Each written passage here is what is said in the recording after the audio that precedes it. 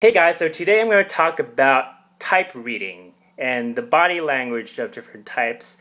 I could probably make a bunch of videos on this topic. And so this video in particular, I'm going to approach from a certain angle.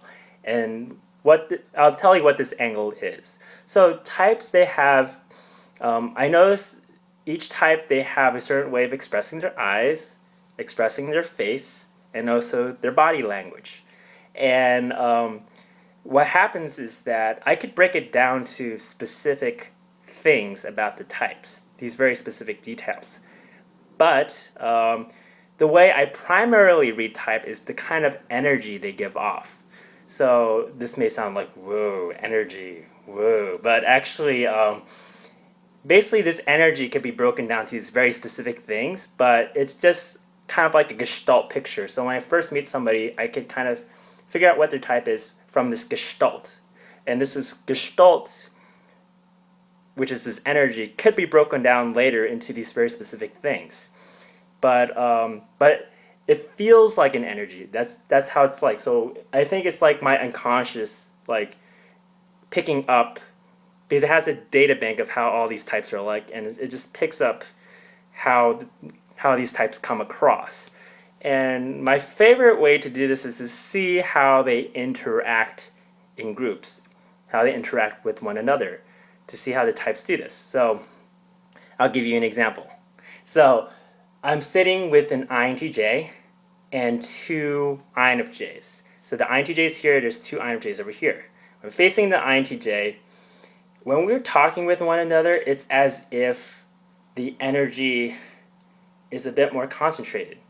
And because it's the conversation tends to be between us more serious. It's a serious kind of concentrated energy like this, because it's introvert feeling, extrovert thinking. Especially like INTJs could be kind of serious conversationalists, and actually INFPs as well. But when I switch over to the INFJs, I could feel the energy expand like this. And it's because of extrovert feeling. Extrovert feeling has this like festive, brouhaha kind of energy to it.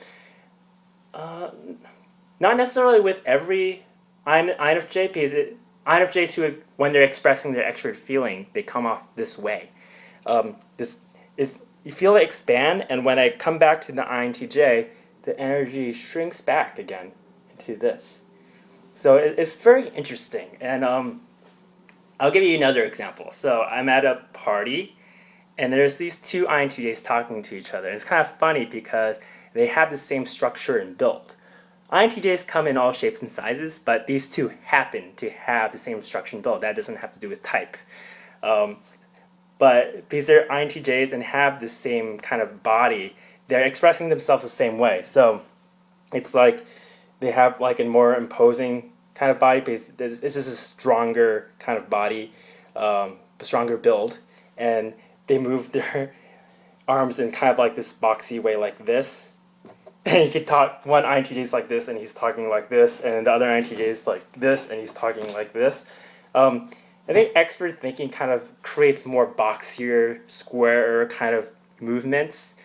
Also expressions on it. I've actually been told by an ESTP, the structure, like, it's as if the expert thinker, I even get a picture out. Let me see.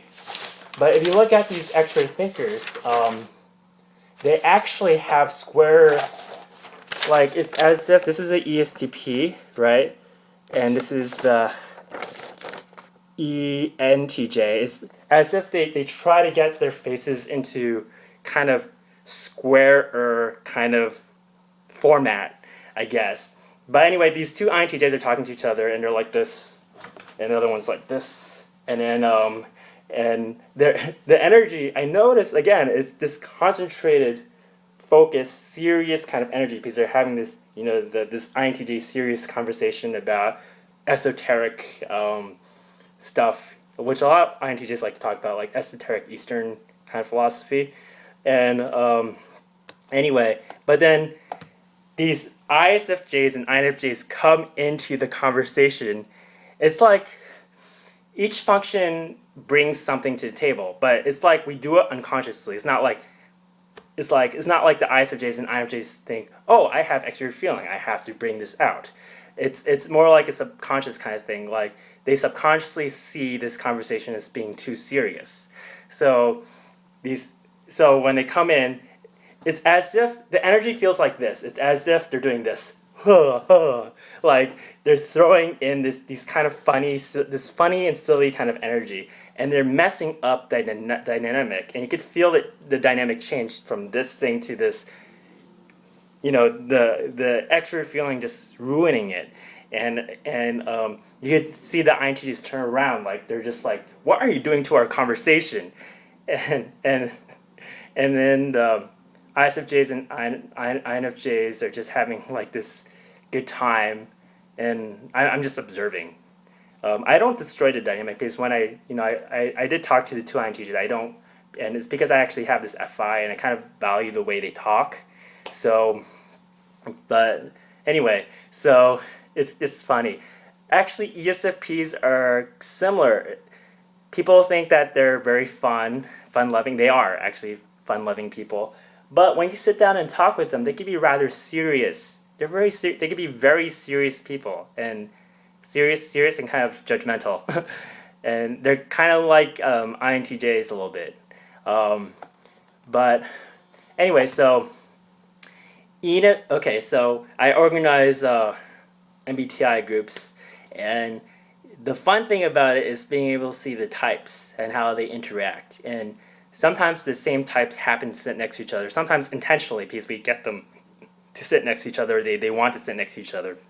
And I saw these three ENFPs sitting in a row, and they're like this. They're sitting forward, and they have this one shoulder above the other, like that.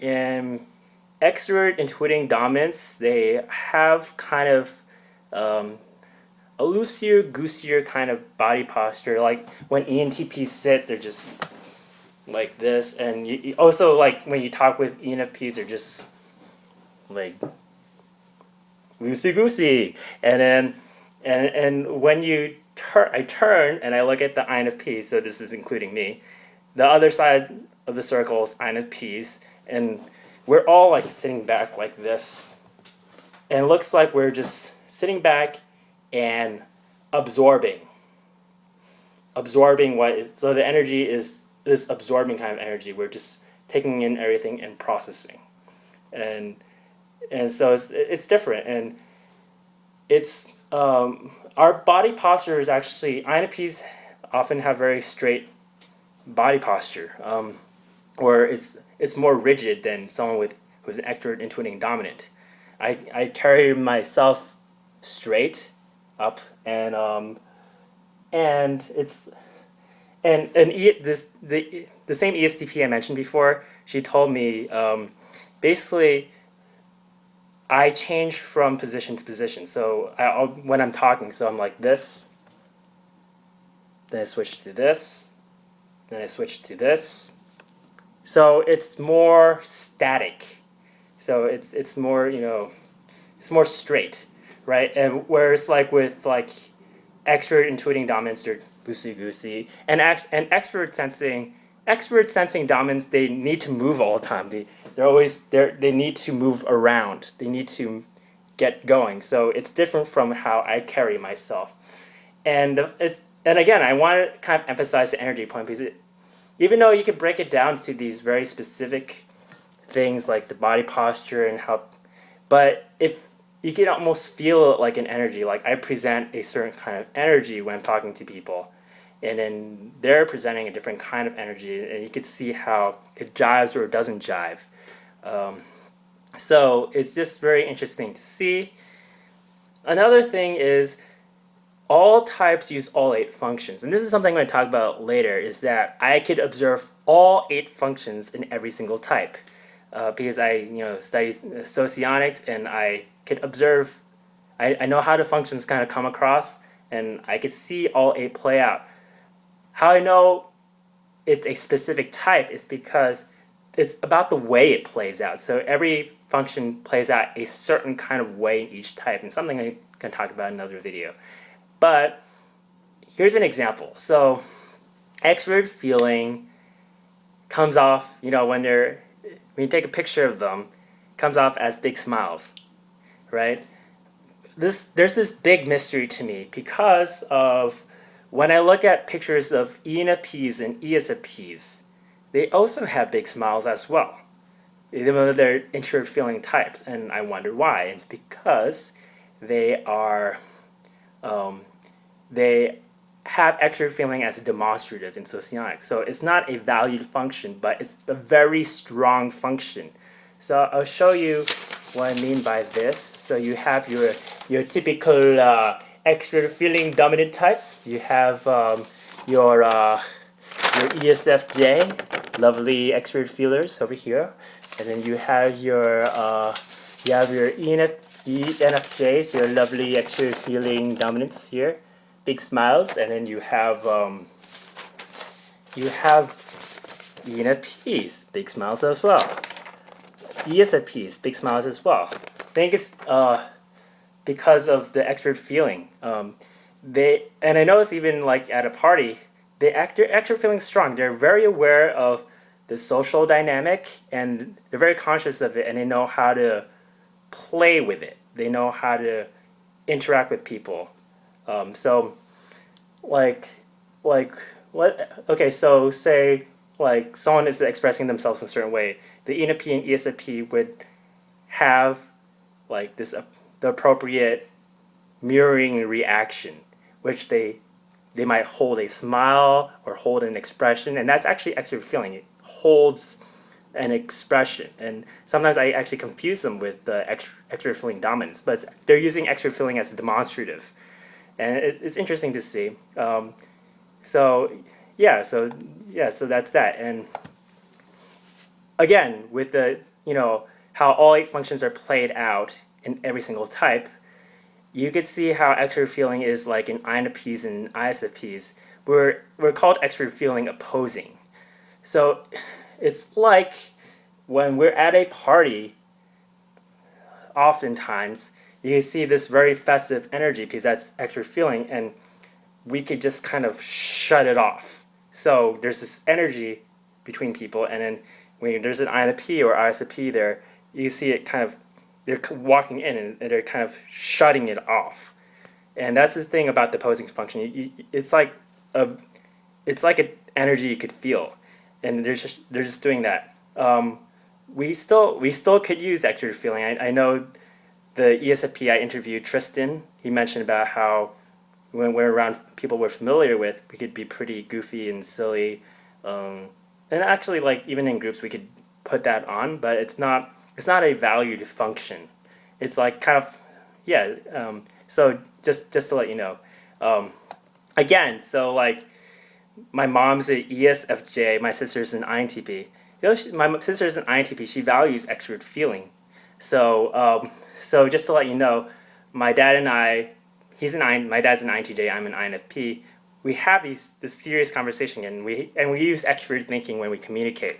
So it comes off as debating. We're debating, and it's kind of like, it could feel kind of brash, right? But actually, we're just having a conversation. Like we're talking about science, and we have this kind of like debating kind of way of talking about it.